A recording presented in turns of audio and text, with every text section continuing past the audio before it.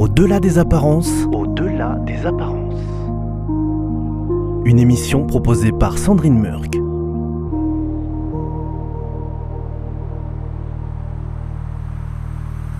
Bonjour à toutes et à tous, vous retrouvez aujourd'hui ce petit coin de paradis que je vous ai présenté la semaine dernière à Midi Cueillette. C'est une véritable enclave de champs cultivés sainement qui résiste encore et encore aux envahissantes grandes surfaces qui gangrènent toute la zone commerciale de Portet-sur-Garonne. Et on vient y cueillir les légumes soi-même ou alors on récupère un panier déjà tout prêt chaque semaine. Je demande aux habitués, parfois ce sont les enfants des habitués devenus grands qui continuent de venir ici, ce qui leur plaît fondamentalement ici.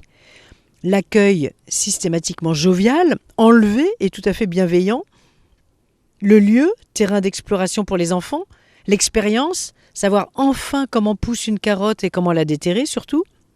Ou alors le légume lui-même, goûteux, pas plus coûteux qu'en grande surface et sans qu'on s'empoisonne à sa consommation, contrairement à beaucoup d'autres légumes que l'on mange en ingurgitant une bonne dose de pesticides et une bonne dose d'engrais, ce qui n'est jamais très fameux pour sa propre santé. Qu'est-ce qui vous fait venir à Midi Cueillette ?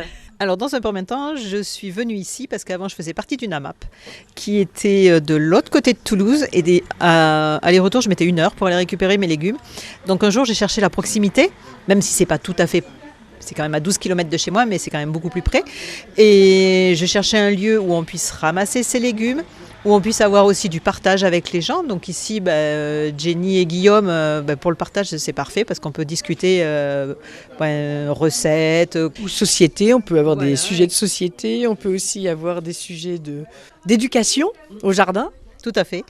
C'est pour ça que je suis venue là. Ensuite, pour les enfants, effectivement, c'est un excellent lieu d'exploration, même si j'ai des enfants qui ont connu la campagne et qui savent tout à fait reconnaître les légumes.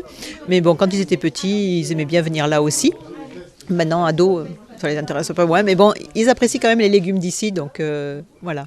Il y a un vrai goût différent. Moi, j'ai toujours été élevée avec des légumes du jardin, donc forcément, je trouve que quand des fois je mange ceux qui viennent d'ailleurs, je me rends compte que quand même le goût, il n'est pas là. La science tire aujourd'hui un lien direct entre le fait de se nourrir sainement et la santé.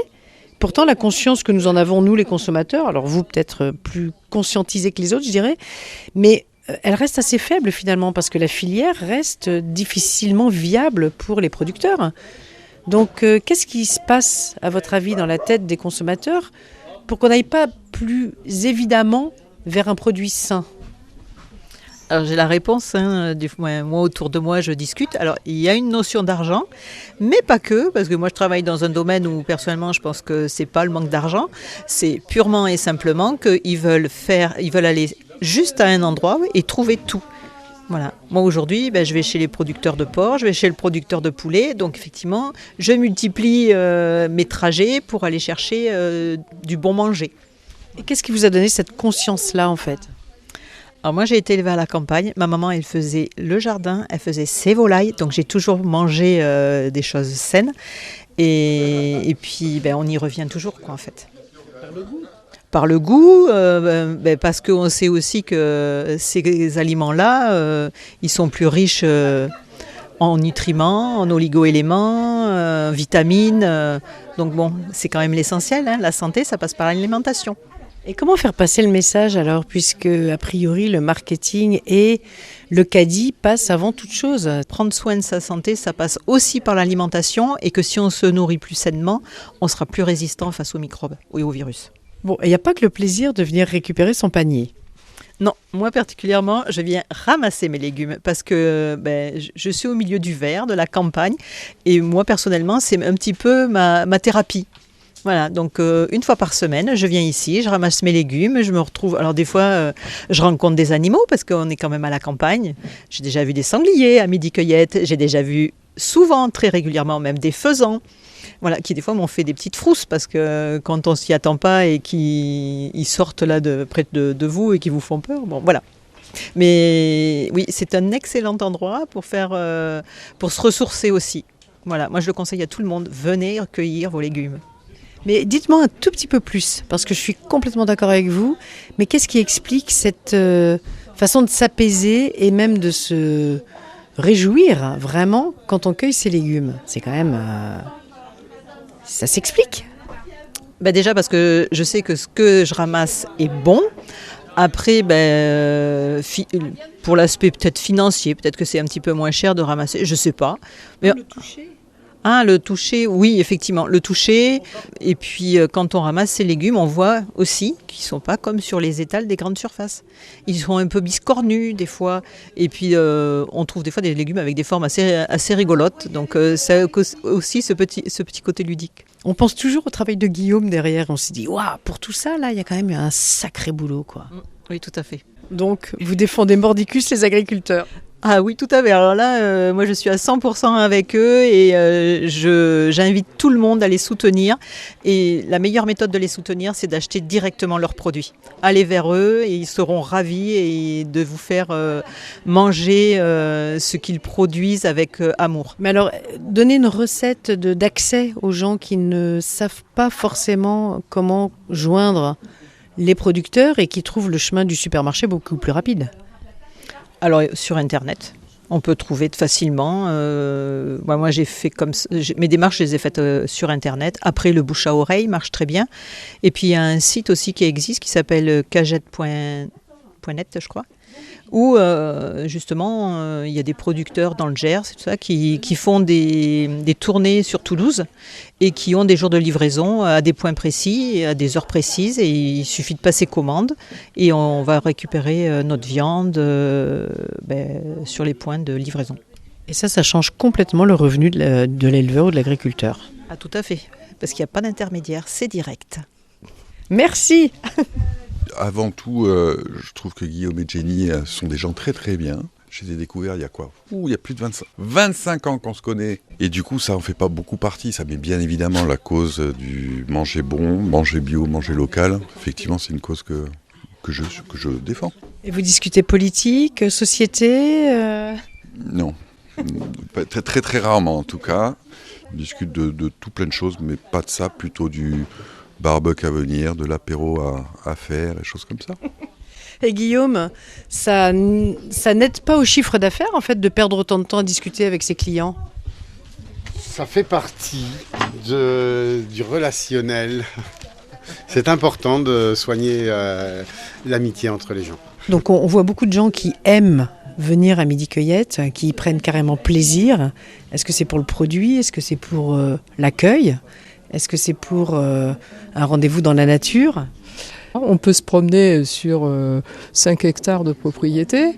On a un accueil qui est extraordinaire au niveau de Guillaume et Jennifer et leurs employés, bien sûr. Et c'est vraiment très, très sympathique. Alors, ce qui est aussi intéressant, c'est quand on se promène dans une serre et de rencontrer d'autres cueilleurs comme moi et d'échanger les recettes de cuisine qu'eux font et ce que je fais moi à la maison, qui n'est pas forcément la même chose. Et là, on a un apprentissage, une richesse qu'on n'a pas du tout dans un supermarché où les gens se précipitent ou vont très vite et ne discutent pas. Là, on a vraiment un vrai dialogue qui peut arriver et ça, c'est très enrichissant et sur le plan humain, je trouve ça formidable. Et par exemple, alors ? Eh bien, par exemple, l'autre jour, en ramassant des aubergines dans une des serres, j'ai rencontré un autre cueilleur à qui j'ai posé la question « Et vous les préparez comment, les aubergines ?» Moi, j'ai toujours vu ma mère, par exemple, couper les aubergines en lamelles et les faire à l'huile. Personnellement, je trouve que c'est très, très gras. Et la personne m'a répondu, le monsieur qui était là, il était en fait marocain et c'était un cuisinier marocain qui était là. Et donc, il m'a raconté que les aubergines, il les faisait, lui, à la vapeur. Donc il les met à la cocotte minute, à la vapeur, je sais pas, ça doit être 20 minutes ou quelque chose comme ça à la vapeur. Et ensuite, effectivement, on les cuisine et ça n'a plus rien à voir parce qu'on peut rajouter dans la purée d'aubergine juste un filet d'huile qui n'est pas cuite, qui est cru.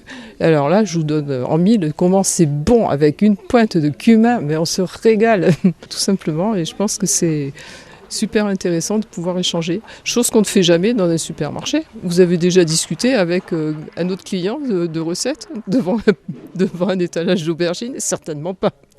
Ce qui est intéressant aussi, c'est de donner cette palette de légumes à considérer à nos enfants. C'est-à-dire qu'il y a le toucher, il y a la couleur, c'est quand même assez magique, un beau légume. Et donc quand les enfants y ont accès, ils ont un tout autre rapport, je pense, aussi à la nourriture. Oui, c'est un tout autre rapport parce qu'on a un rapport de comment on cultive le légume et de le voir évoluer.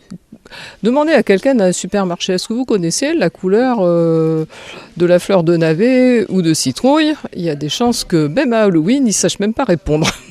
Et c'est vrai qu'ensuite la palette de couleurs peut être tellement exceptionnelle que ça leur donnera peut-être envie aussi de manipuler ces légumes et donc de cuisiner eux-mêmes. Parce que c'est aussi ça la problématique de la maison aujourd'hui, elle ne sent plus la cuisine. Ouais, faut dire que bon, ça c'est quelque chose qui prend quand même du temps, mais ça vaut quand même le coup. Et vos fameux radis que je vous ai entendu demander à Jenny, qui étaient avec des couleurs absolument merveilleuses, rose vif à l'intérieur ou légèrement vert, que vous recherchez vous-même. Oui, parce qu'elle m'a fait découvrir la dernière variété. J'ai oublié le nom là, un peu barbare, mais il était vraiment délicieux et très très doux, quoi. Donc ce sont des variétés qu'on ne retrouve pas en supermarché. La seule chose que vous n'avez pas à faire, c'est de cultiver votre légume. Oui, je me promène là comme si c'était mon jardin. Et ça, c'est extraordinaire.